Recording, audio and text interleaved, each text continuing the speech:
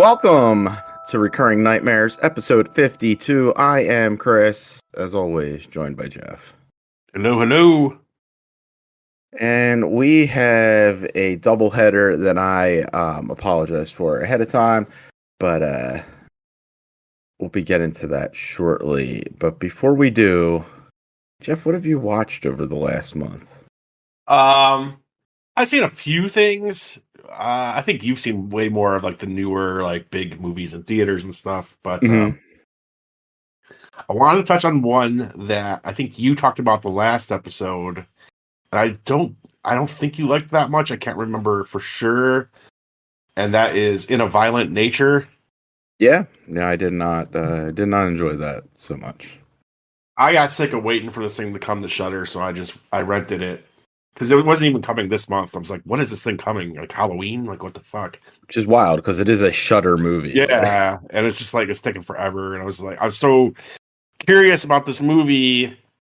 Although, like, the vibe I got was, like, it's kind of art house and a lot of walking and boring. And so, like, but still, it was, like, nagging at me. And like, I was having trouble, like, looking for something to watch the other night. Mm-hmm.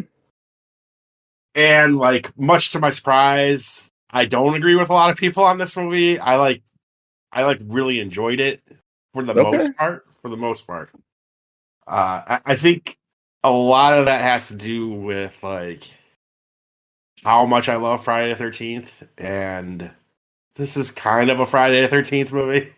It is. So like when I was like a little kid, you know, unlike normal kids, and we've gone over this, I'm sure, a million times, but like, I was obsessed with horror movies. I always have been, like, even when I was really little. And, like, when I was little, there was, like, kind of...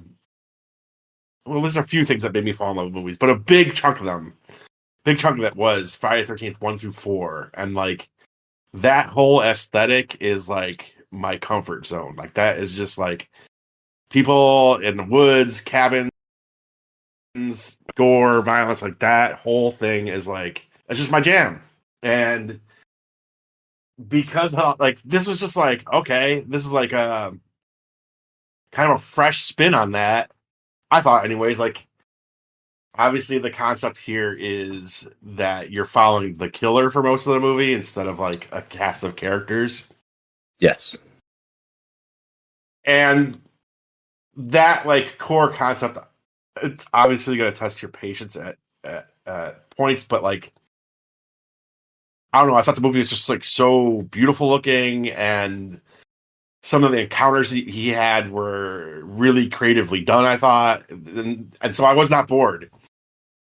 I think what you lack from doing it that way is like in the Friday the 13th movies. Sometimes you would get into like the campers, like the characters, like forever, like thinly drawn they were. Like here you don't really even have that because they're not even archetypes or like it's like they're just fodder for death.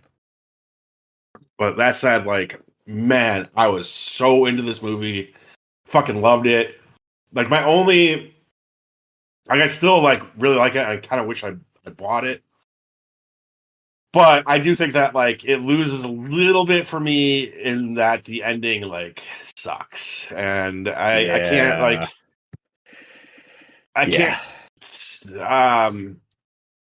say like 100% what it is. Like, you know, I don't want to spoil it for a lot of people who haven't seen the movie yet. But it kind of ends on this conversation, and to me, the vibe I felt like this guy was going for was the end of No Country for Old Men. But like the end of No Country for Old Men, Tommy Lee Jones tells this story about a dream that he has. And the story is like a minute long. And then you get the end. You know what I mean? Like, this goes on. It felt like, in my little review that I wrote back in like May of it, it was like, I was like, the final 20 minutes is utterly boring and unsatisfying. And it might not be 20 minutes. Like, it's not a very long movie, but it feels like forever. Whatever it is, if it's 10 minutes, it's too long. Like, because on top of it, the conversation they're having is not very interesting. Like Right.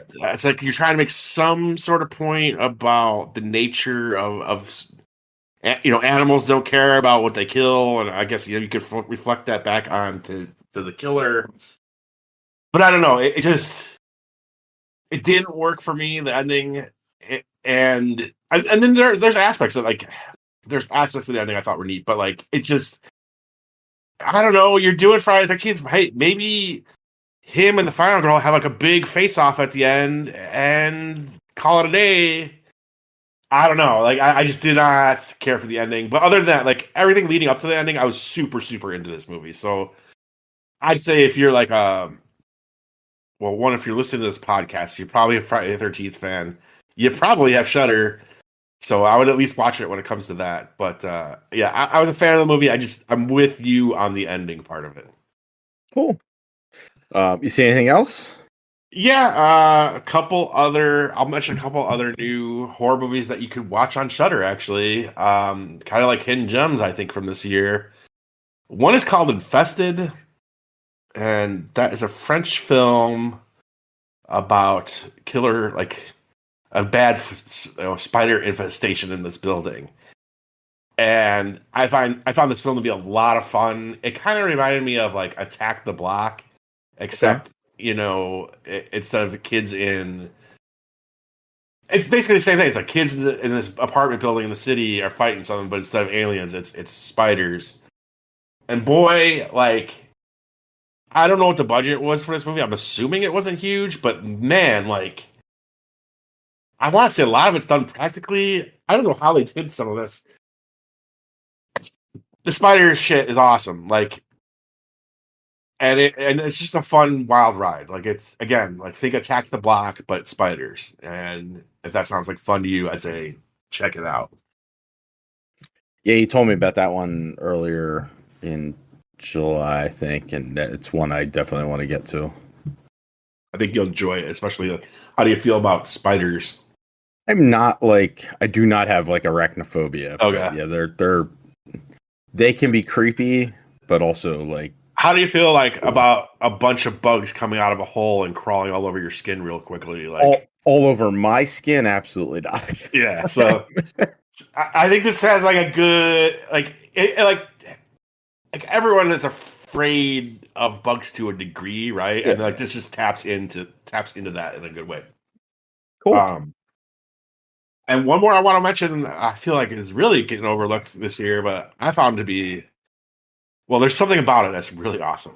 There's a movie called Arcadian, and Arcadian is basically like it will remind you a lot of A Quiet Place. Like Okay. it feels like it could be like this is A Quiet Place Part 4. You know what I mean?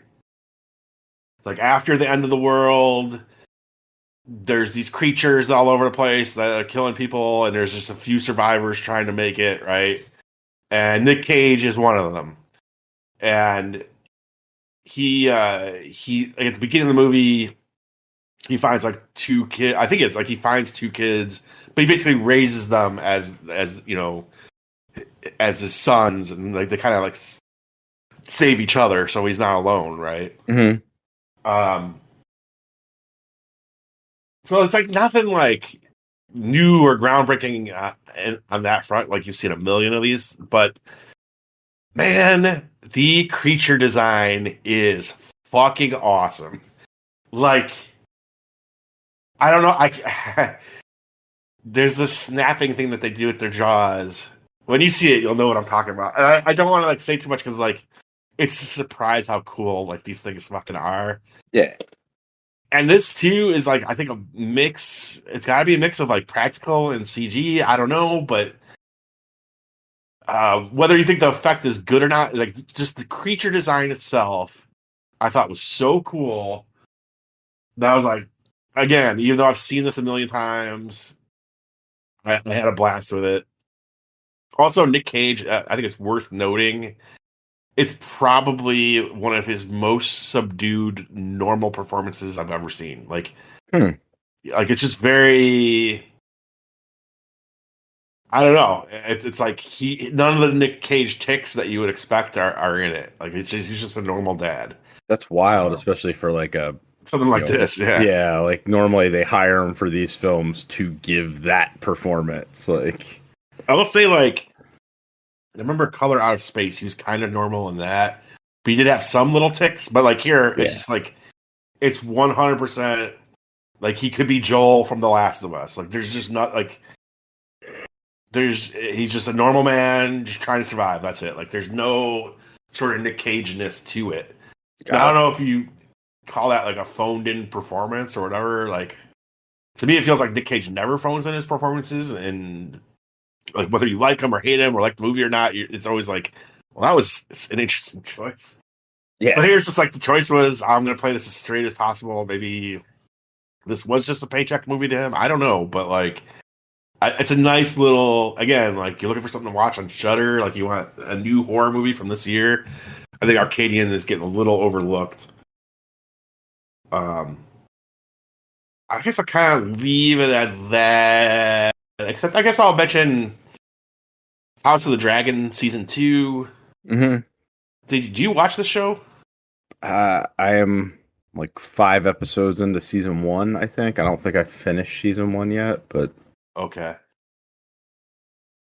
I don't know. I don't know how you felt about it. Season it's one's a little weird. fine. Yeah, Season 1 has like this big time jump that happens, like I think more than once. So it's doing. It's like a lot of like. yeah, it advances like decades.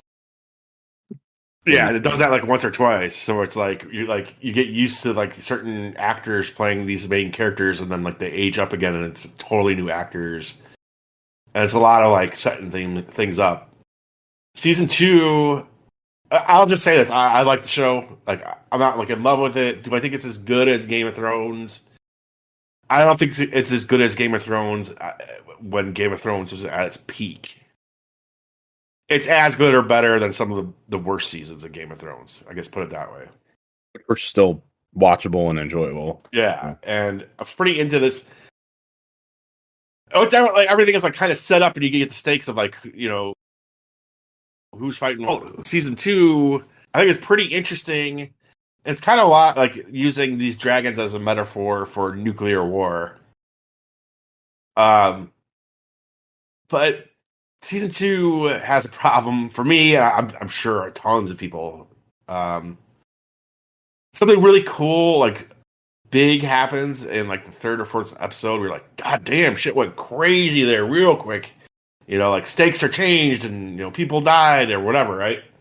hmm And then like nothing much happens the rest of the season. It's just like, okay, like the storytelling is good, like the writing is good, the acting is good. You're into what's happening. It's building up towards war. And the last episode is like everything is falling into place. You're like, oh shit. Oh man, it's like, and I remember saying like halfway through the episode, I'm like, I hope it's not all just build up and like something happens, like it to at least give you like that hook, like, oh, at least something happened, like somebody dies, something. You're like, ah, shit, I really would really like to see what happens next, but like that was crazy at least. And instead, it's just like everything's getting set into place, like everyone's kind of converging, and the war is about to begin, and the end of episode, and you're just like, okay, like nothing, like that would be okay if there was one more episode left. You know what I mean? Like Right. it sucks because like while I thought the writing is good and everything, and like totally fine episode, I guess, but like you want something big then to happen in the finale, and you don't have like the wait from season 1 to season 2 was 2 years. It's going to be the same for season 2 to 3. So And so, yeah, it's kind of like a letdown because you're just like, okay, I probably won't even remember what the fuck is going on when this comes back. But yeah, that's how I felt about it. I don't know. I do think the show like is worth checking out. I did get excited to watch it every Sunday, so cool. I'll leave it at that. What have you been watching, dude? All right. So I'm gonna skip one, and we'll cycle back to that at some point in the near future. I watched a pair of more recent films that came out on streaming. Madam Web hit Netflix. I was kind of bored at work one day, so I threw it on. Uh, People were like, "Oh my god, this is so awful," and like, it's not good, but it's entirely watchable, and there's a cool concept there. I think if they scrubbed all like the Spider-Man shit from it and kind of just turned it into like a sci-fi like murder thing, where one of the final girls like has like clairvoyance and she can see where the killer's coming from. I think that would have been better, but it's fine. Like, I'm not saying go out and watch it, but like it is not the garbage that people are kind of Well, like passing it off as. you were kind of like this about Morbius yeah, too. Morbius. Yeah, Yeah. it's like same thing for me. I was like, It's this like, is fine. Like, it's not good, but it's entirely watchable. There's some good performances in it. It's dumb, like, but also comic book movies are really, really dumb recently. So, yeah. um, How much Sydney Sweeney are we getting in this? A it's lot or not a no? lot, and it's really weird because she's playing like a 16, 17-year-old kid in this. Oh god. Yeah. Well, that's true of Euphoria as well, and there is yeah, let's leave it at that. Yeah. But like Euphoria is like more, and I haven't watched it, but my understanding it is definitely more adult oriented than Well, that's what uh I think would make people like super uncomfortable. Where it's like you're yeah. basically seeing high school kids have sex a lot, like, and it's pretty graphic. Mm. But they're not. Obviously, they're not. Like, but yeah, Yeah, playing high school kids. Yeah, this just treats her as like as a high school kid, like as somebody that's maybe 16, 17 years old. And it's like, I don't know. It's hard for me to buy her as that because I watched her in that erotic thriller 3 years ago. And that was 3 years ago. yeah. She hasn't de-aged since that. So not that she looks old, like she still looks phenomenal. But Well, it's funny because like when Euphoria first came out, I'm like, is it okay for me to be thinking this chick is hot? And it probably isn't, no matter what, because I'm like twice her age. But right. I think the whole way she was an adult, but like it's kind of that borderline where it's like she's probably like 18 in this show. But yeah, she's definitely grown into like she's definitely like she's an adult now. Like that's the thing is like, they could come back with Euphoria season 3. It's like all these kids are like 30 years old now. It's like Stranger Things. Like, what are you doing? It's gonna be it's like 90210 when we were kids, and Mm-hmm. like I can't remember the one dude, but he was like 30 something playing a high school kid. Luke Perry definitely Yeah. looks like way. Is that who you're thinking of? Yeah, I think so. Yeah. Um so yeah, there's that. That's out on Netflix. The Beekeeper, I believe, was on I Prime. I almost watched this today. So like if you remember 80s, 90s films, like 80s, 90s action movies, and not like the diehards or like the big stuff, like the B tier stuff, maybe some Van Damme stuff, like a Double Impact or Sudden Death or something like that. That's what the Beekeeper is. It's just like a dumb, goofy 80s 90s themed action movie. The dialogue is absolutely terrible. um Yeah. there's like weird parts where they're just giving exposition because like you have to explain what the fuck a beekeeper is because he's a beekeeper, like an actual beekeeper where Yeah, he like I've keeps heard of this. there's That's dumb. Like he was in an organization, right, where it's like they're yes called beekeepers, yes but then he retires and becomes an actual he becomes an beekeeper. actual fucking So beekeeper. you don't have to become the code name, like literally. So like then they're like trying to because like they just keep talking about Oh, so beekeepers, stupid. but it's like what the fuck is like, oh my god, it's just like that's the code name he is, and he's also a beekeeper. It's really stupid. Um but like the action's fun, and Statham like he's in his element in these types of movies. Like it's just dumb fun. He's very good at action stuff. Then I had a good time with it. It was well worth a watch for me. And isn't he protecting like old people from getting scammed or something like Yeah, that? so he's this beekeeper, and like that's the premise is that like this old lady has like let him rent land on her land so he could like keep his bees, and she ends up getting scammed online, and like so not just like all of her retirement savings, all of her bank accounts, but also like $3 million from a charity account that she was the like she oversaw and she had access to, and so she ends up killing herself, and he decides like, well, I'm gonna fuck shit up because like I can do this, and he just goes rogue, but he picks on and spoilers, the villain of it is the son of the president of the United States. So there's like people trying to keep him, who's like this scumbag, out of trouble, and they find out that Statham, who's a beekeeper, is on his trail, and like the beekeeper, like there's no shutting them down. Like you have to kill him, and like he is just better than everybody else. So it's absurd, quite a bit of fun. They set it up for a sequel. Like there could be more beekeeper movies.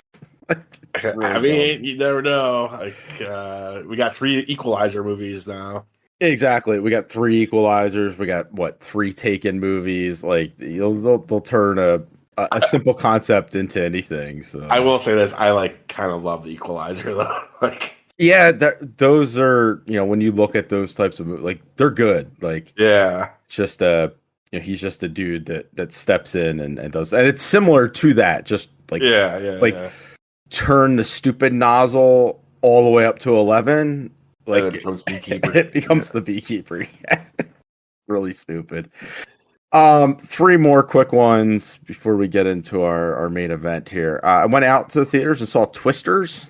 Yeah, I wanted to, and I did not. I had a lot of fun with this. I don't think it has any right to be as good or as fun as it is. Uh, but it's like a sequel nobody wanted, right? Like it wasn't like, oh my god, they should make a sequel to Twister. Like this movie from 1996 that it was a hit at the time, but like has anybody really been like, hey, like I really want a tornado movie? Um, Glenn Powell, I think, is the he's kind of the male lead in this, and he's quite fun. I can't think of the girl's name, but she's quite fun as well.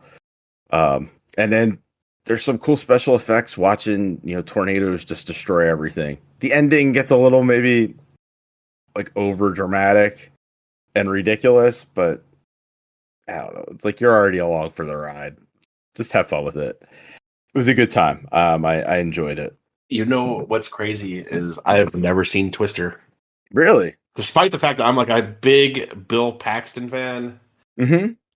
I don't know, never seen it, and I actually part of me was waiting to go see it because there's a drive-in. I've never been to it, but it's within like a 40-minute drive for me, probably. Mm-hmm. Okay.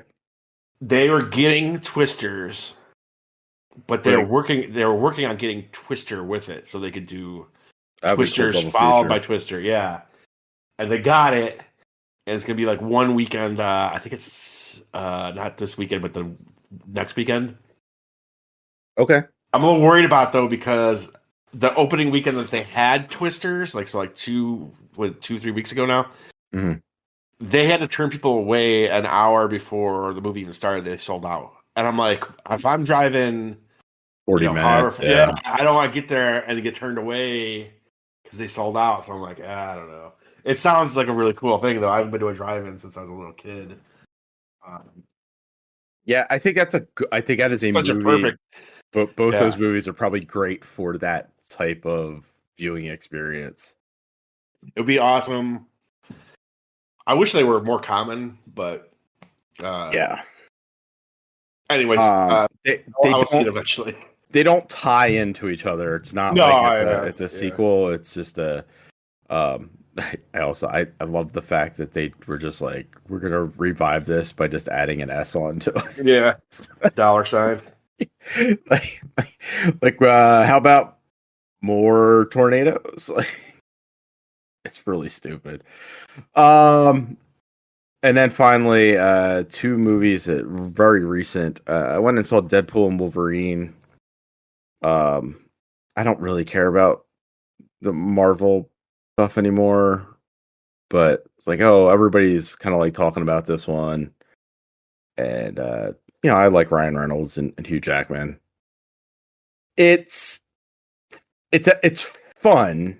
It's entertaining. It is not a good movie. Yeah. Um, it's 2 hours of Ryan Reynolds and Hugh Jackman throwing jokes at each other. Uh, they land more often than they don't, but A lot uh, of references and appearances, right? yeah, I think the cameos are like a lot of fun. Unfortunately, Twitter like ruins a lot of that shit. Like, so just like things I know. I don't care. I'm like kind of you. I mean, you know me. I'm even worse. I really don't care about comic book movies. But Yeah, if I but was like, going to watch this, it would be nice to not know every joke that's coming. Like, yeah, every joke, you like the cameos. Like I unfortunately also knew them going in. mhm. And I think like if I had seen it with no knowledge, like that would have been cool. Like there's one from like a Marvel character going back. I can't believe they brought him and that actor back Yep, and to do like, you know what I'm talking about, to do yep, the yeah, things that he says in it. I was like, damn, that's all. Like I love like those movies. I love. You know what I'm talking about. But, yeah, yeah. then there's another character that I think me and a lot of people have always want from the X Men that are always wanted to see in live action. That's He pretty neat. shows up as well, Yeah, and it's actually like uh, it's exactly how you'd expect him to be. Like kind of. absolutely, and like they because like Deadpool is very irreverent, like he's always cracking jokes at everybody, and half of them are like fourth wall breaking jokes. So it's like this character speaks in an accent and he's just like mocking it the entire time. Yeah. And it's like, yeah, but also it's exactly how you want that character to sound because that's how it works in the comic books and that's how it's worked in like the X-Men cartoon. Like that's what you want out of this character. It's really cool to see it like live action. And it's an actor that's been tied to it for like a decade before it was finally Yeah, I shelved. guess. So Yeah, I heard that. like Yeah. that's kind of neat too. There's some other cameos that are they're neat that like they bring these things back, but The film cast review of this Jeff Kanata, I swear to God, dude almost started crying about the fact that you could see Wolverine with his mask on. it's so dumb. It looks Uh, awful. Kanata, man, I like the guy, but he is Yeah, so like when he first of all he gets very enthusiastic, and I guess I got that streak in me too. But like when it comes to comic book shit, like he literally sounded like he was gonna start crying about the fucking Wolverine putting the mask on, and it's he's like, so dumb. we've been told that wouldn't work It if he wouldn't. wears It the doesn't. mask. It's so Oh, dumb. it doesn't. It's so fucking dumb. In fact, like I had it's forgotten that he had a mask. That's how long it's been, like yeah. I mean, Hugh Jackman's been playing him for like yeah, 20 years, and he totally forgot he doesn't had a wear the mask. mask. And yeah, they put the fucking and it's the classic mask too, because he's wearing the yellow outfit, like from Mm-hmm. and it looks so stupid. And Deadpool makes a joke. I think he calls the because if you know the Wolverine mask, he kind of has these like wings that come out of the I head. I literally had to look it up. It's been so long. I'm just Um, so used to the movie version. You know what I mean? Like, yeah, and, this is one joke, but they don't want to spoil most of it for people that'll watch it. But he calls them blowjob handles, and it's like, it's yeah, yeah, they're really pretty stupid. good. It's pretty good. Um, it's dumb. Some of the stuff goes on too long. I think the action's not really that good. Like it's supposed to be there's this big epic, I wouldn't even call it epic. It's supposed to be this big epic battle between like Deadpool, Wolverine, and like the bad guys and the other good guys. and it doesn't seem very epic. Like they do like an overhead shot. It's like, oh, that's not a lot of people down there. Like, it's stuff like that. It's like, and maybe that's what they were going for. Is just like make fun of it, but some of it doesn't work. The jokes more often than not do work. It's just I don't think I'll ever watch that movie again. Yeah. But it's neat. Like it's and the It, other piece of it is like it's kind of like a love letter to before the MCU existed, like those films. yeah. They have like neat clips from like when they originally filmed the first X-Men. It's like yeah, behind the scenes clips of Hugh Jackman and Halle Berry and all of them like acting in the As original way X-Men. younger.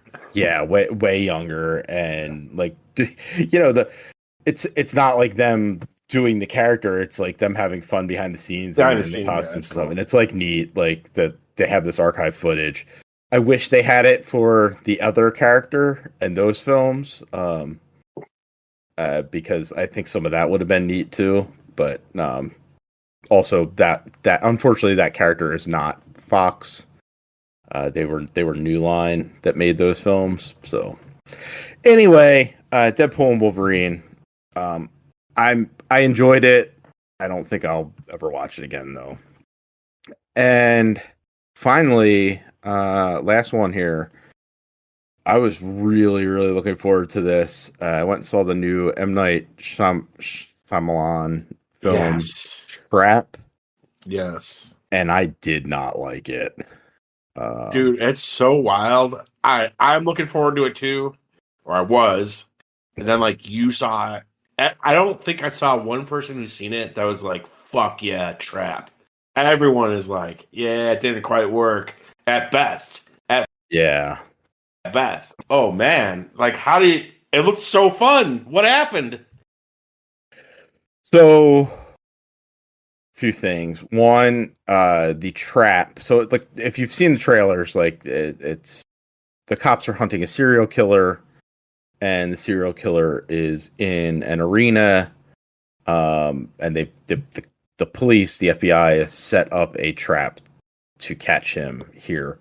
Uh, they never really kind of go into what the trap is, other than like, hey, we know he's going to be here, so we're just going to interview all the dudes. It's just crazy. Like So makes it's no like, sense. and the film follows the killer for most of the film, but he's never doing anything like super clever to like escape. So it's like just didn't quite work. And then it abandons all that in the final act, and it changes perspective. So you're going from the perspective of this guy who is being hunted, and all of a sudden just changes perspective in like the final act of the film, um, to be like a more traditional kind of stalker type film. It didn't work for me. I didn't hate it, but yeah. Um, One thing no one is really touching on is there like a Shyamalan twist or no? uh, not like Is the yeah. perspective There switch? is Is that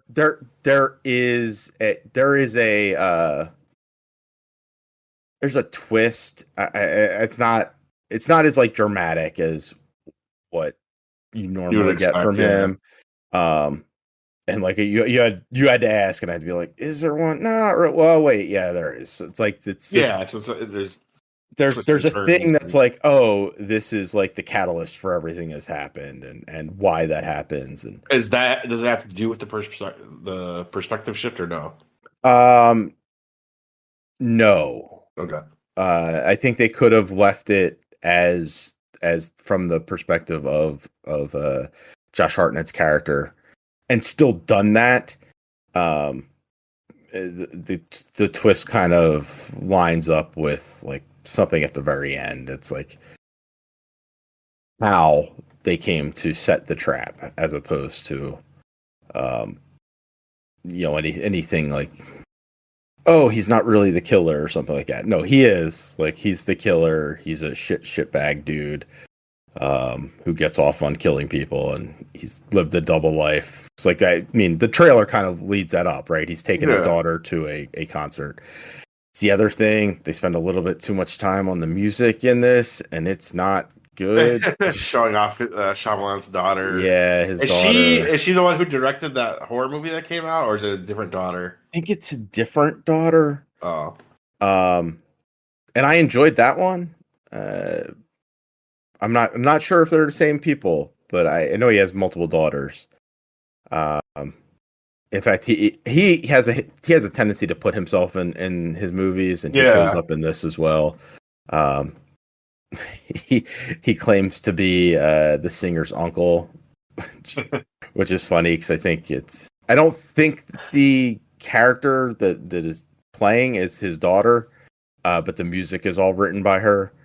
Oh, and, okay. and it's just not great. It also is supposed to take place in Philly, and I don't know where the hell it takes place in Philly because Do you? This is something I wanted to ask you about him. Do you find that there are like he sets all of his movies in Philly? yeah, Are there signifiers to people that are in the know like you that he puts in that you're like, oh yeah, this person is from Philly and he's yeah. So this throwing these. one, like, if they hadn't kind of put Philadelphia SWAT or Philadelphia police on, There's nothing. yeah, like Yeah. the and he's done a really good job in the past where it's like, the cop cars are from Philly, or like, you see SEPTA buses, which is like, it's the public transport here. So you see stuff in those in his other films that like kind of you can pick that stuff out, or like Signs is out in the suburbs of Philly, like all right, that looks I just think of like the bear. Like accurate. there's a scene in the bear. They go to a party and like everyone's eating super dog, and I'm like, oh yeah, I know that. Like I live down the street from there's things in the bear where you're like someone on this knows like specific things, and like I think it's cool that M. Night does all his shit in Philly, but like I guess for me as an outsider watching all of his movies, I don't watch Split and go, oh, like that is like so like Split, like the zoo that they're under, is that a real zoo? And Yeah, yeah, like, they're under, like, it takes place in West Philly, and yeah, that stuff's real. This was weird because, like, I know he normally sets his stuff in Philly or in the surrounding areas, and normally, like, you can kind of pick out, oh, this is where he filmed it at or whatever. And it's like I couldn't figure out what this stadium was, because I go to a lot of shows. I've gone to plenty of sporting events in the city. I could not pick out where this concert took place, and like they're walking through the concourse, and there's like a Shake Shack, like yeah, it's like what, Shake Shack. And I'm like, yeah, we don't have one of those. Like, we have Shake Shacks, and but that's not someone. in Oh, not in the arenas. oh, okay. Um, Well, that's a small. You really know your fucking arenas, like because like here we don't have Shake Shack. So if there was a Chicago movie that shows Shake Shack, I'd be like, what the fuck? That's just right. false. But you're like down to like the arenas so it's well. like You're like, it's like there's no arena with a Shake Shack. yeah, and like, well, the way they're showing it, it was more like they're walking through the concourse, but it looks more like a mall at times, and it's like, did he actually have an arena? Like, where was he filming this at? I was thinking maybe the Leah Possibly Forest not. Center, which was just on TV last night with Harris and Walls, in their Mhm. speech. That was, I was thinking maybe there, but I've been in there, and the concourse doesn't seem familiar. It's like, I don't know. I don't know where he would have filmed it at. To Not that it matters, but it was just like, It wouldn't matter to me if it no, for real, like if it was in Chicago, and especially if I knew the arenas really well, yeah, I'd be looking for the accuracy. yeah, like I Especially was from just like, someone who says they're from there. I want it to be accurate. Like and like like, oh, like the Philadelphia police is on, it's like they call them out, like, the Philadelphia police is here, they're blocking the entrances, and it's like, all right, they're wearing blue police uniforms, but like, don't like lots of cops wear blue police uniforms, like it's like I don't know, and I don't know if Philadelphia SWAT identifies themselves as Philadelphia SWAT. Up their tack vests or whatever. But yeah, whatever. It's fine. It's just I was like, this is different. This is a little weird. But movie sucks, huh? I wouldn't say it sucked. I just did not come out enjoying it. I think there's a really cool idea in the film. Um, I think it's just executed not great. And that perspective shift is weird, I think, as well. And like I was like really excited for this. Not as high as like certain movies, but like I was like I always enjoy him even when he misses. Yeah. And but like man, it just sucked because like you saw it, Nelson saw it, everyone saw it, everyone was like, eh. And I was like, no. I did hear that Hartnett's awesome and that the He cinematography is is awesome. super awkward, man. Like unsettlingly awkward. Um, and when he goes off, because he does eventually kind of go crazy, like and get to be a little bit more unhinged. He is scary, dude. Dude can act, man. Dude can act. I'm a big fan of him. Yeah, I heard the cinematography. Like, it's like they got like a really good cinematographer on it, so it looks good. But that's all. That's all the only good things I've heard about it. The rest is. I also heard it is like very. I mean, this is not surprising from Shyamalan, but it's like very PG. Like, there's just like not a lot to it, and I'm like, Yeah, makes sense for Shyamalan, but does not make sense for a serial killer story, in my opinion. Like serial killer story should make you feel queasy. Like, yeah. There's like one scene. I think they kind of show it in the trailer. It's a you see like a fryer, and it has like some glass bottles thrown into it. Um, and this is fully in the trailer. Like it's implied that it explodes, and you see the explosion, but you see it from his perspective, and like he's back in the crowd as he watches it happen because he's using it as a distraction. mm-hmm. And it's just disappointing because like in a normal horror film or serial killer movie, you would see that like way more up close, and it would be way more disturbing and graphic. And it's just like, oh, like he did this horrible thing, and then you're following him to what he is trying to do next. Yeah, And there's not enough of that either. Like the whole thing in the arena is kind of a bust, honestly. And on like a short spoiler, the arena is only like half the film. Uh, okay. so like they get out of the arena and things start to ramp up from there, but He's um, out of the trap. I feel lied to already. right, like that's right. The trap is the arena. There's a little bit more to it that that ties into the twist, I guess, if you will. Um, but yeah, it's the actual trap is kind of dumb. I wish it was a little bit more smart. Like, and on one level, I think this kind of could have done. It kind of could have been really cool if you had like the people that are in charge of the investigation. If you're seeing it from their perspective, chasing him, and then his perspective of like evading them, as opposed to like you're just watching him evade, but there's nobody really chasing him. It's like everybody is looking for him. It's such a bizarre. Yeah, I don't know. Like even from the trailer, like I was like super like pumped to see it, but there's part of me that's just like this doesn't make sense.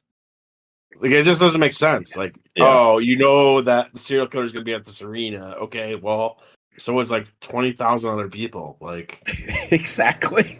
what do you do? Like, That's what made zero sense about it, because then we're they're gonna just talk to like everybody. grabbing, Okay, he says I'm not the killer. Can I go now? Like, yeah, like, and they're just grabbing like random dudes, like, because they know it's a guy. Um, it's just really goofy. It's like, and the way he avoids it is also at times really goofy. So, just a little bit of a disappointment, but yeah, whatever, it's that fine. sucks, man. It's just I don't know. It seemed like a fun premise despite being stupid, and I like art in it, so I will see it for sure. But you guys, like, everyone rained on my parade, and now I'm like in no rush to go see it. Um, yeah, I'm glad that he continues to make movies, though. Like, Oh I'm yeah. glad that he came back, and I think he actually finances all his shit himself now. Hmm. So, And that's uh, why there'll be questionable things where you're like, "Wait, this isn't. Was this shot in an arena? This is like, right. he's shooting it. He's doing a budget. Yeah. All right. So that was what we've been watching over the last month. Let's jump into our double feature here. Our 4th of July double feature, kind of zombie-ish. You're a month late. Well, we are a month late. I should have thought of that. And like, actually, I think my review of one of these films was like, I should have picked the fucking shark movies. You should have picked the shark movies. Um, let's jump into what I think is the worst of the two. Reelected from 2020.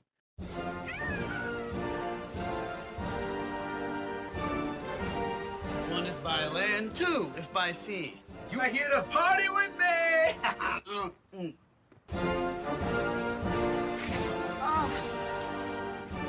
Oh my gosh, stop. The sun's still up.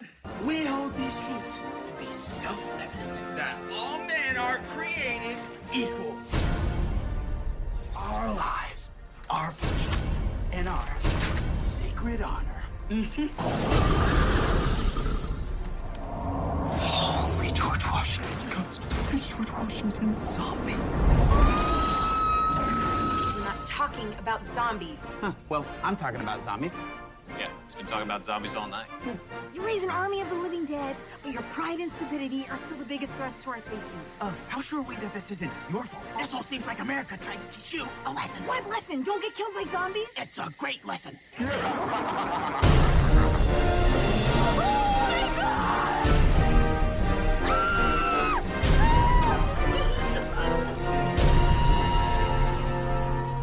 Nate, you should do something. What am I supposed to do? He's the first president of the United States of America.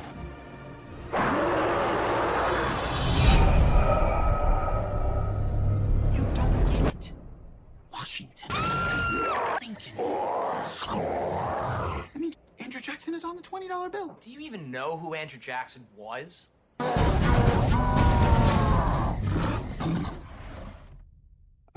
Directed by Max Rodbell, written by him as well, along with somebody named Eric Looney, and starring a bunch of people you've never heard of before. It is a low budget, independent horror film. Premise is that, a group of friends, they go off. They're like meeting up with this dude who is out in the woods somewhere, and that's really it. Like, they're going out there for the 4th of July, and they're gonna party, and for whatever reasons, American presidents have come back to life and are gonna wreck some shit on them. Well, it's not whatever reasons they they read the Declaration of Independence after spilling some Freedom beer, or I forgot what the Yeah, I think it was Freedom Beer. Yes, was it Freedom beer. I was speaking on my ass, but it's like No. some sort of 4th of July themed beer. Americana. I think is what the Americana. beer was called for some reason. But yeah, you get what I'm saying. Yeah, Yeah. There's like these very specific set of stupid things that happen. Magic happened, and Yes, it's like the Necronomicon type thing, but Yes. instead we're raising dead presidents who I'm just kind of like, did they make this movie because they had a couple costumes and wigs and shit? Because like that's kind of what it like. Some of the presidents don't even look decayed, or I don't even know. I don't get what they're going for with it. George Washington does not look like some of the other ones look maybe like, oh, we put a little bit of effort into this. Well, but there's like, one. George Washington is not. He's just like a fat dude. They don't look like the presidents either. Not really. Well, it's like I want to say George Washington started it off looking decomposed, but he appears more human as the movie goes on. And I was like, is that what it is? They slowly turn into human again? Like, That's a good observation that I didn't catch. I did fall asleep 3 times watching this movie. So. I don't blame you, but like Andrew, there's like 3 presidents that come. This is a slasher movie with 3 dead presidents coming back, and like, George Washington, Abraham Lincoln, and Andrew Jackson. And like Lincoln and Andrew Jackson just look like dudes who threw a wig on and a top hat, and it's like there's no real makeup work going on besides that. Right. I forgot where I was going with this, but yeah, I don't understand. All right, I think we need to like reassess everything here because, like you said, it's low budget. It is low budget. Yes, this is amateur, like amateur, not low budget.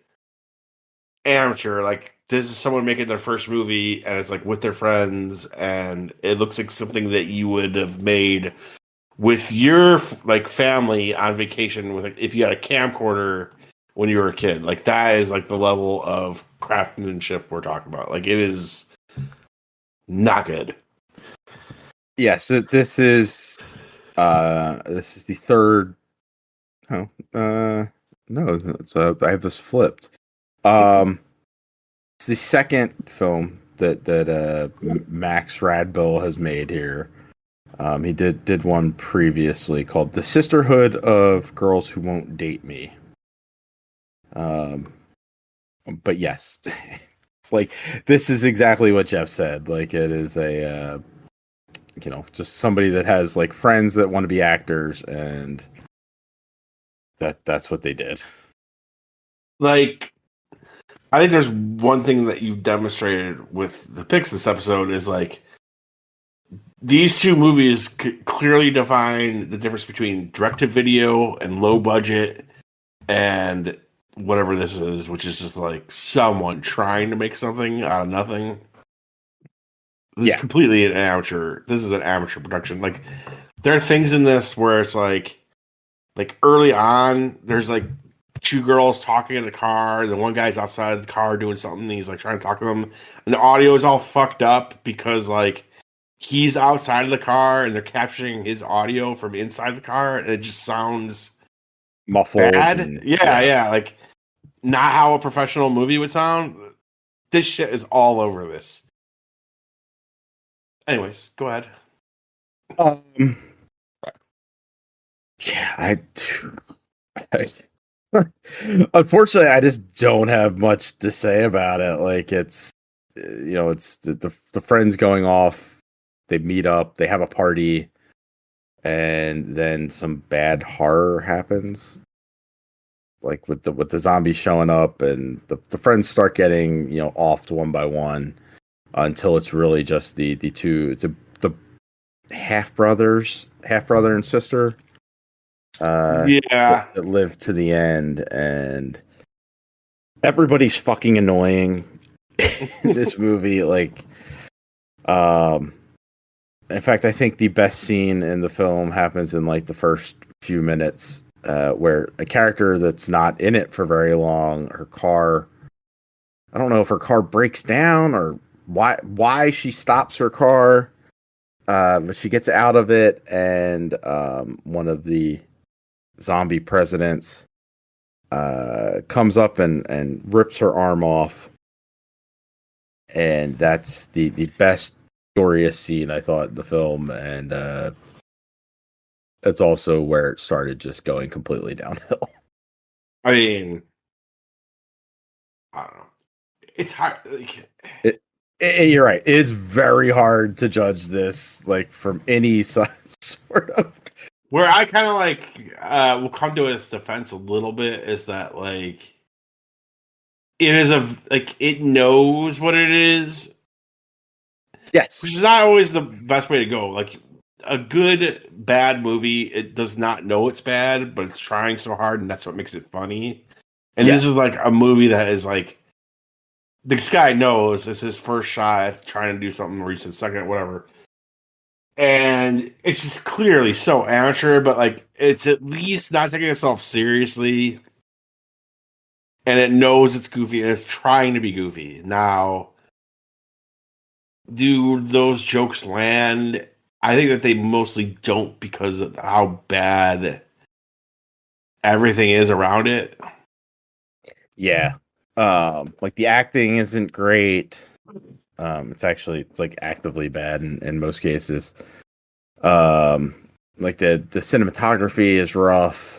I mean, The audio is rough. Cinematography. What cinematography? Yeah, it's a dude with a camera. Like, I mean, yeah, look, he keeps stuff in frame. I guess there's that. We've seen some low budget, like amateurish films where they can't even do that properly. So, I mean, this is better than your Gay Pride Month for sure. Even this one, like this is.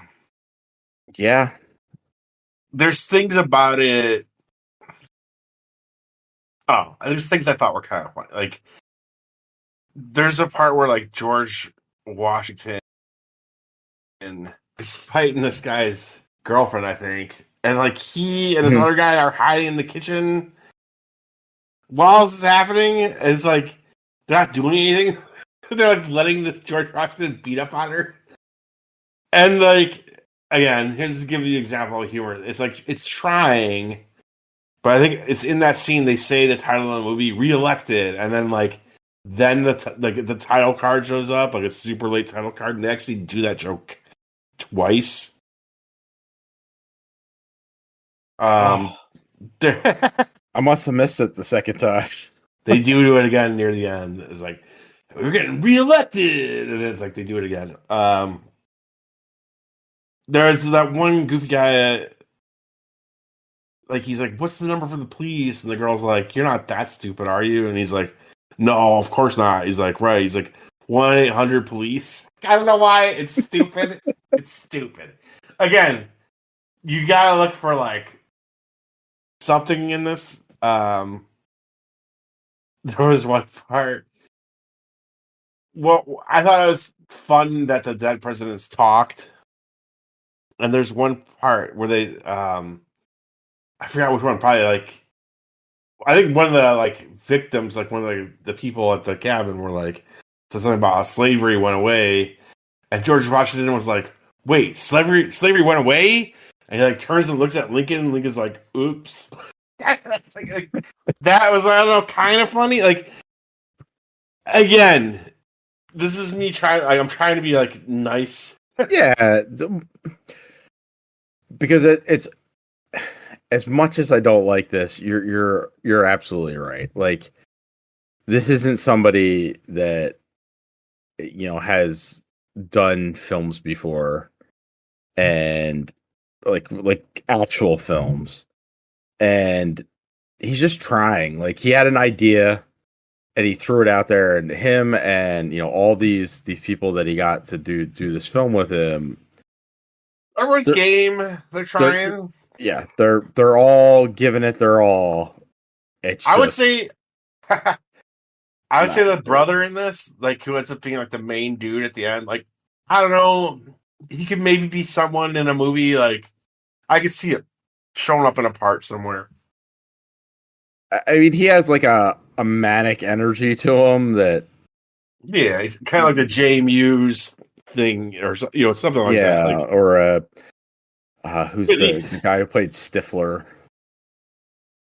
yes. God, why can't I think of his name? I like him too. like Stifler. like a low budget version of him. Yes, like he's got that energy. He's got the look.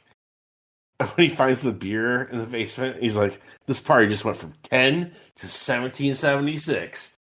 There's things like that in this that are like, I'm like, I could kind of hang my hat on that. That Yeah, it's said, like, I think this this is movie's terrible. Like that's a dumb line, but because of the way he delivers it, like you kind of like can't help but smile. But other than that, I think this, I don't know, this is like really, really bad, and I would not recommend. No, and I wish that we had more to say about it. As I said, I fell asleep multiple times watching this film. I thought I had caught it all. Evidently, I did not. I missed the second reelected joke. Yeah, it's just not very good. It's not very engaging. I mean, it does take place on the 4th of July. There's that. Here's what I will give it on that too, is that, man, I'm talking myself into this movie. In terms of like, 4th of July theming, we've actually done two 4th of July episodes now. Yes. This has the most like 4th of July theming out of all of them, including the one we're about to talk about. Like the Bay, Uncle Sam is probably the closest to this. Yeah. Uncle Sam at least has like that, it takes place 4th of July. We got fireworks. Yeah, but this is like everything about it is America, 4th of July, Declaration of Independence. Like they're really fucking. So like, I don't know, like if you were out of the 4th of July looking for like, I want to watch a really dumb fucking horror movie for 4th of July, you could do this. It's bad. It just has a lot of 4th of July theming to it, so I'll give it that. Yeah. That said, I don't think either of us can recommend that you actually do go watch it. No, do not. And we're gonna move on. So, Jeff, what is your score on Reelected? Again, like you have suggested it for sure, but this is not high above it. But like, I just can't hate it because it's super, super silly and goofy. And again, if you want something to watch for 4th of July, and don't feel like rewatching Uncle Sam for like the fifth time, you could watch this. I'd say it's like a 3.5 out of 10. I'm just a little bit lower. I'm gonna go 3 out of 10. Yeah, I mean, if you really really don't want to watch Uncle Sam again on the 4th of July, just watch Jaws. Just watch Jaws. Watch Independence Day. Like, there's tons of other things you can watch that are not this. But like, hey, maybe somebody out there will have a more enjoyable time watching it than we did. But I was watching this and going, I should have picked fucking shark movies. Like, should have picked the shark movies. It's bad. It's bad, but it's bad, but like, at least it was trying to be funny and to entertain you. You know what I mean? Like, yeah. So, all right. That brings us to The Evil in Us, which is the other 4th of July movie here that I had picked. According to the backwater yokel in there, we took a wrong turn. This thing's busted. You're busted. What kind of a town is this anyway? Isn't it supposed to be the 4th of July? Where the hell is everybody? Nice catch. Friendly folks around these parts. Great. I'm not getting any service. It's pretty sweet. Just needs a few coats of paint. What it needs is a flamethrower. Join the party. What's this? It's Happy Juice. Happy Fun!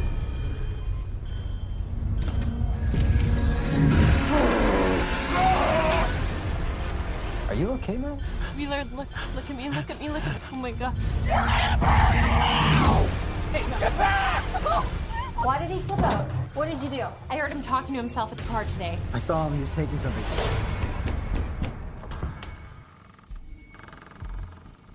Wheeler? Wheeler, what?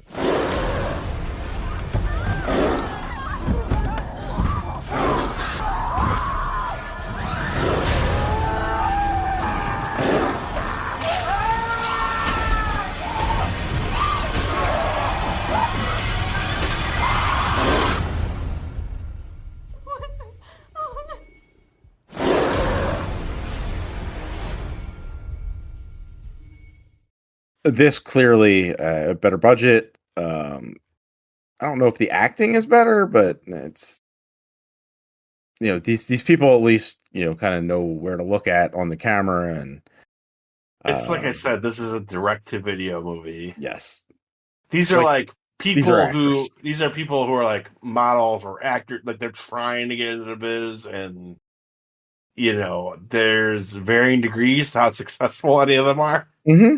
But this is like feels like an actual movie, but like again, this is such the direct-to-video market feeling to this movie. It's just like it's everything that you think of in a movie, but just a little bit subpar, a little generic.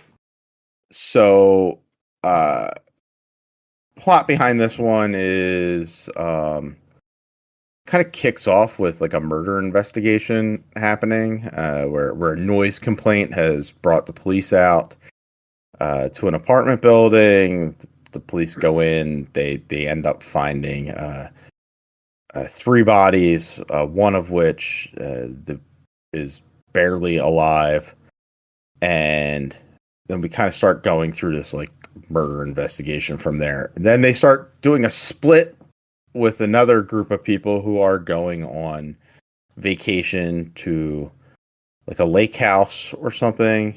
I think it's not a lake house. They're on a house on a lake. They have to get ferried out to the house because like some rich girl's parents bought this land out there. So we're following them. I think it's a group of five people. I think five or six people. Five, like they're early 20s, and they're all old friends, and they're all like out there to get wasted. 4th of July, have some fun, light some fireworks off and shit. So there's like these dueling storylines back and forth where the police are investigating this murder accident type thing where somebody was bit, and we're seeing things unfold with these college kids or whatever. And what we find is that there's the tie between it is like some drugs that You're also getting like these weird lab scenes. This is like an oddly right about that. So yeah, there's a detective side. Yeah, there's a detective trying to solve this crime. There's these kids, standard horror movie kids going on the lake, and then there's also like this secret lab thing going on. It's like, all right, it's like we're doing like 3 different movies here, but okay. Yeah, and so like at first I thought those lab scenes were like, oh, like it's going to be kind of like Cabin in the Woodsy. Yeah. Right? Like, yeah. Like they're running some experiment and they're going to like turn these people into zombies or whatever, or unleash zombies on them. But yeah, these are 3 mostly independent storylines that do tie together at the very end. But yeah. So like on the investigation side, like they're trying to track down what happened here, and they're interviewing the girl and find out that she bought some drugs from somebody, and the drugs, that's where we find out that the drugs have some sort of virus attached to them.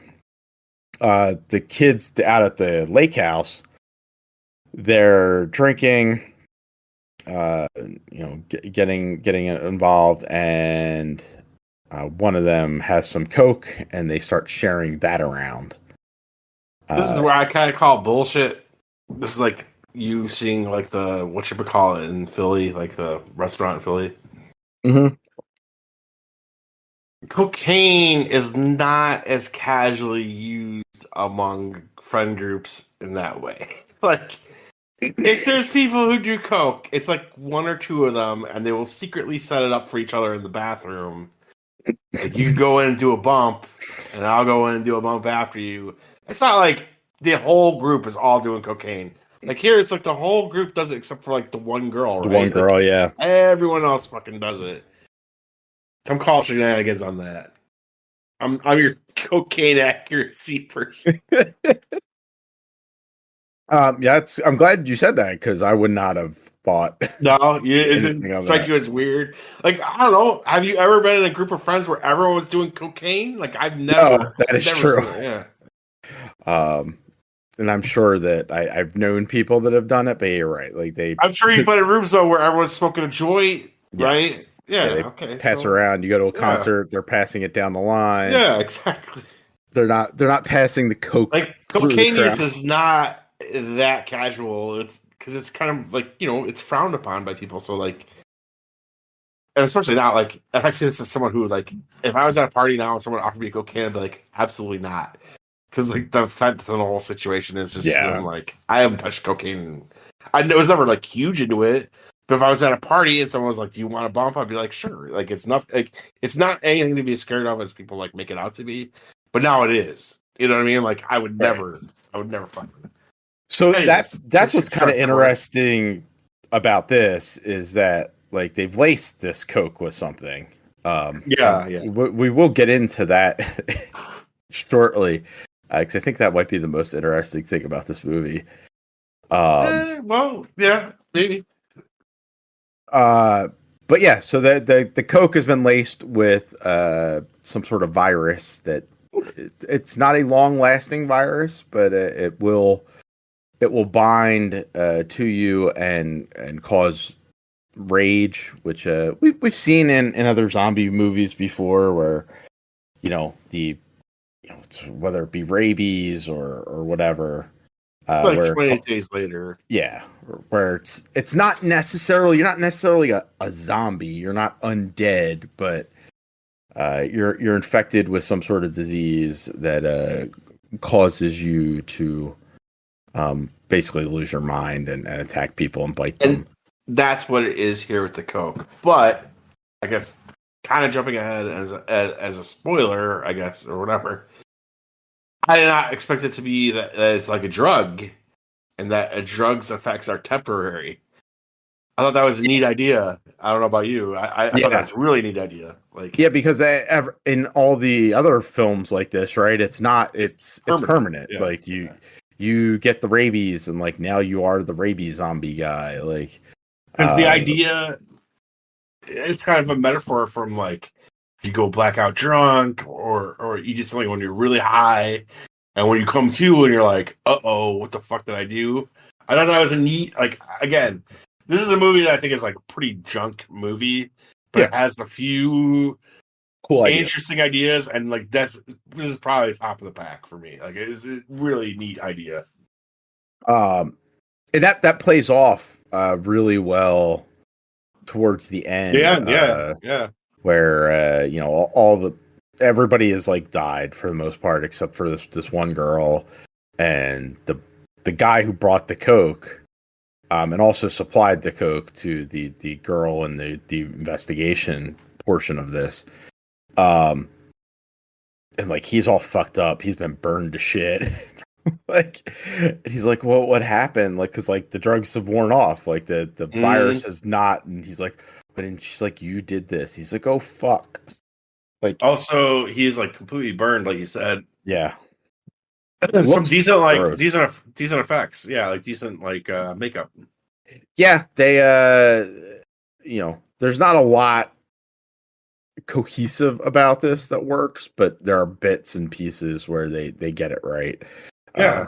I think some of the effects are good. I think some of the storyline bits are good.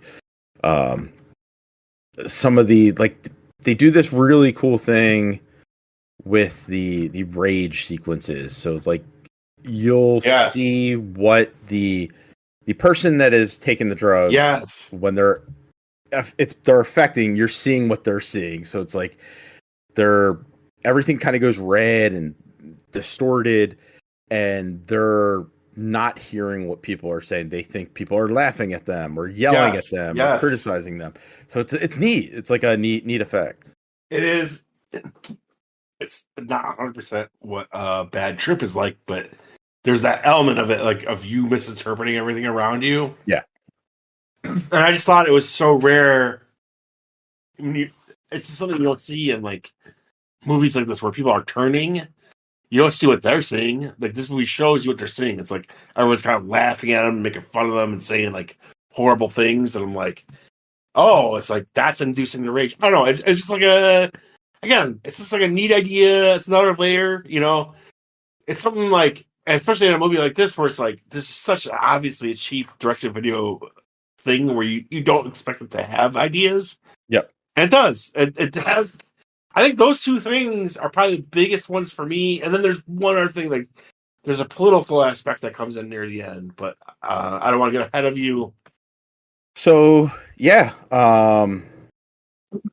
things progress as you would expect. A zombie film, like as they're slowly being infected with this virus and the coke, and it's impacting them, one after the other. Those that took it, and they start turning on each other and attacking, and things go a little haywire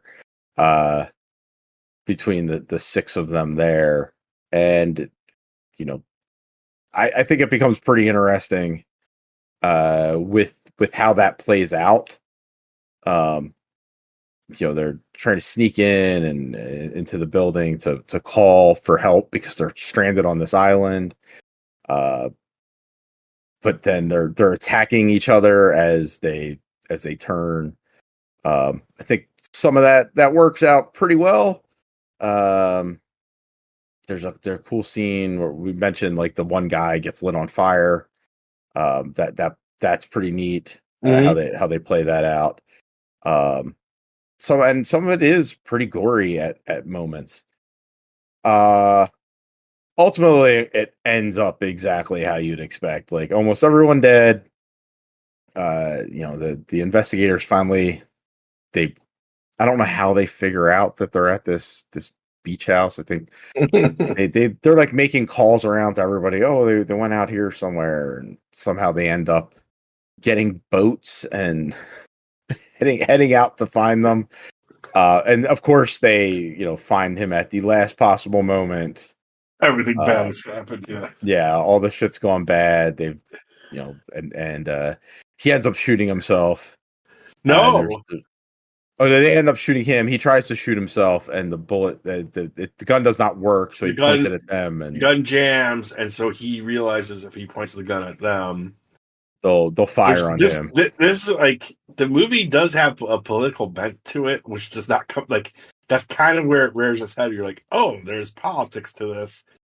And then there's a whole lot of politics. Then it gets really like wild with that though, because it's interesting. It's cool. I think. I don't know. Yeah, we finally get to this whole time they've been showing these lab scenes where they're doing tests on people and turning them into zombies and seeing the effects. So that this is like some sort of lab-borne disease that has been attached to the cocaine, right? Yeah, but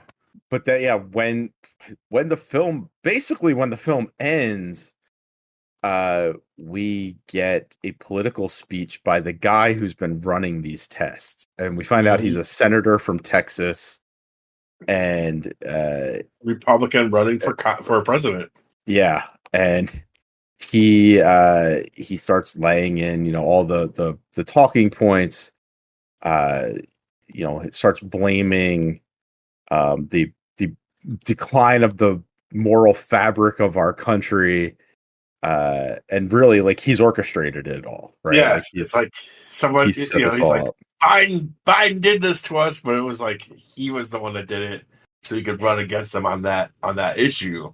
And what's wild about this is like looking at this film that is it's an inconsequential film from 8 years ago, before Trump was originally elected president, and just seeing the rhetoric that is being laid out by this fake senator guy, and then like just the wild conspiracies in 2020 of uh COVID being Yeah. created, and it's like, what, this shit is wild. Yeah. Like, because this all took place years before COVID happened, before Trump took office, and really Yeah. started laying into his fascism. And This was written before, at the very least, before Trump took power. yeah, I think we kind of saw, hey, if Trump gets elected, like, this is how it's going to play out. And they seem to just be kind of like voicing some of those same things. I don't know if they knew Trump was running when this film was Kind of doubt it. It's just, filmed, though. I do think that everything here could have been said before Trump. Like, it is like, Yeah, for sure. This is what Republicans do. What I found like ballsy about the movie, it goes specifically like Republicans are the bad guys. Like, it really is. Like, at the end, it's so funny because if you look at the reviews on Letterboxd, a lot of them are like, "This is an anti-drug film. It's very conservative." I'm like, if you watched to the end of this movie and you thought it was conservative, Absolutely I don't know not. what to tell you. There's a mid-credit scene where dude goes on Fox News and like basically lays out like how evil Republicans are. Like, it is very not Republican. It is the opposite of that. And I kind of give them credit for like not wanting to be generic about it, to be like, hey, no, it's this is what Republicans would do. Like, all right, come on. And I give it credit for that. Like, that was the shit that I was like, oh wow, this is, whatever. It was a direct to video film. It's not great, but they had something in mind here. Like, and they're laying out their message very bluntly. Yeah. And in a way that is admirable, I think. And I was like, yeah, that's actually neat that they're just like, hey, these people are the bad guys. Everything that they are saying, and it's just something that consistently over the last probably decade or so, you hear it a lot. Like, everything that the Republicans say is projection. Like, that's what it is here. Yeah, and yeah, that's exactly that. Like, oh, the decline of the moral fabric of our country is because of this. And it's like, no, you did it. Guys. It's kind of, yeah. You motherfuckers, like, actively did it in this film. Like, you caused a crisis, and like, hey, yeah, should maybe people shouldn't be doing coke, but as casually as some of these people are. But hey, whatever. But you guys manufactured this. You guys are the ones that are the bad guys here, and you're trying to pin it on anybody but you. So I thought that was neat. It's not great, but I think it has some neat ideas to it, and it hits on some of them. It's not perfect, but it does some things really well, I think. Yeah, I mean, there's, again, the last 10 minutes felt so assured. Oh yeah, more so than like the rest of it, where I was just kind of like, whoa, I was kind of surprised. So yeah, I don't regret watching this. I don't think it's good. No. But I was like, yeah, this one is, there's something here. It's a film that probably has bigger ideas than it's able to execute properly. And if you took these same ideas and gave them to a proper writing team, and if you had Danny Boyle doing this, you might have something really special here. Instead, you just have this thing that's like a bunch of cool ideas knitted together in an okay fashion. And I didn't hate it. No, Jeff, what's your final thoughts? I didn't hate it, but like, this very much feels like a direct-to-video movie, which it is, and generically so for the most part. Like, again, me and Chris both kind of touched on, like, yeah, the ending has some cool shit, but like most movies, very, very generic zombie type shit, and hard to recommend, especially when like there's some actors that are very bad. Like the guy that plays the detective in this is he's awful. He's wooden. He's absolutely terrible. I can't believe they went with him because he just cannot do it. So again, didn't hate it. There's things that are like I thought were admirable and really cool about the ending. At the end of the day, this is like a direct-to-video movie. This is the type of movie that you'd see on Tubi, and you could easily skip. So absolutely. It's a 4.5 out of 10. And I'm like just above Jeff on this one at a 5 out of 10. Again, I didn't hate it. It is not a film I will ever revisit. But I respect it for having, something to say and trying and doing some neat things with its presentation of the zombie film here. So I think that pulls through unanimously. The Evil in Us is our winner. But neither of these is good, and I apologize to all of our listeners for going with this one. These were bad choices. I sometimes feel like you're trying to punish me. Well, Jeff, how are you going to punish me next month? Well, we're going to do an episode I've been wanting to do since before the start of the show. One idea I had, when I pitched this show to you, one of my ideas was, imagine an episode about 2 serial killer movies, and we compare those and blah, blah, blah. So I've been wanting to do a serial killer movie since the fucking jump, and we're going to finally do it. All right? Okay. From 2024, brand new movie, we're going to do Long Legs. And from 2003, we're going to do Memories of Murder. Memories of Murder.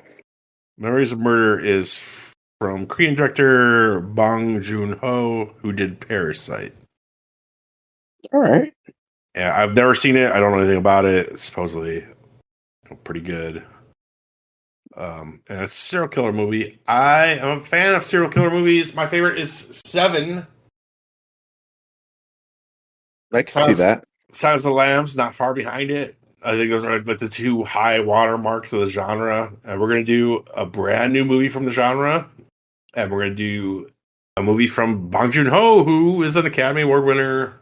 Went on to do Parasite and a bunch of other stuff. So I'm excited for this. I don't know. I mean, spoilers. I've seen Long Legs at this point. I think you have too, but we'll save our thoughts on it. And I don't know. I know nothing about Memories of Murder except that it's about serial killers. So I'm excited to check that out. Long Legs, still in theaters, I believe. I don't think it's hit streaming just yet. It'll probably be there by the time we release this. And Memories of Murder is available on Tubi. Yes. So, interesting fact about that, it is not available for on Amazon. So, if you want to watch along, or Chris, for you yourself, it's on Tubi right now. So, I plan to get to it pretty soon because I'm worried about its availability. Yeah, who knows what happens? It is not on Amazon. Like, you could not pay to watch that movie, but you can watch it for free on Tubi. All right, so we'll have to get to that quickly. But a pair of serial killer films for next time. And Jeff once again classing us up. Yeah, they got Oscar-winning, director. I bring us to the bottom of the barrel, and Jeff then resurfaces us so we can breathe.